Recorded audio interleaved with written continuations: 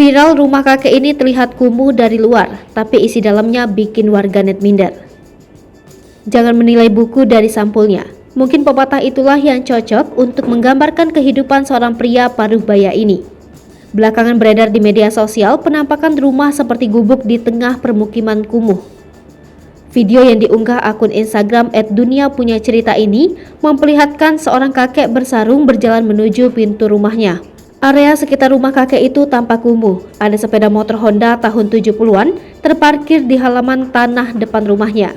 Sebagai dinding rumah, kakek itu memasang seng yang sudah berkarat. Itu pun seng dinding tersebut tak terpasang secara rapi.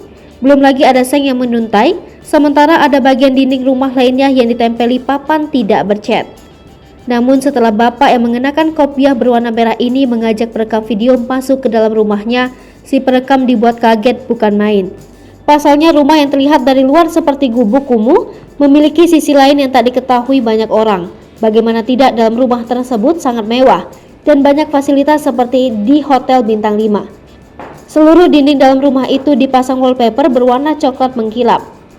Begitu masuk terdapat 2 kursi berwarna coklat di setiap sisi meja kecil berwarna gading.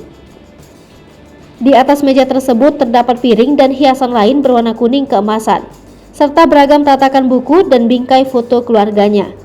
Lebih lanjut, sang kakek kemudian mengajak si perekam video memasuki kamar mandinya. Lagi-lagi, perekam dibuat terperangah melihat kamar mandi bernuansa keemasan, mewah ditambah ada bathtub berwarna emas gading. Begitu pula wastafel dan bingkai kacanya, memiliki warna yang senada. Semua lampu di dalam rumah itu memakai LED, sehingga penerangannya sangat serasi dengan warna coklat serta emas gading mebel. Warganet yang semula iba dengan rumah bapak parubaya ini pun mengakui langsung urung merasa kasihan atau iba kepada sang kakek. Mereka justru berdoa agar rezekinya masing-masing diberi berlimpah sehingga mempunyai rumah seperti kakek tersebut.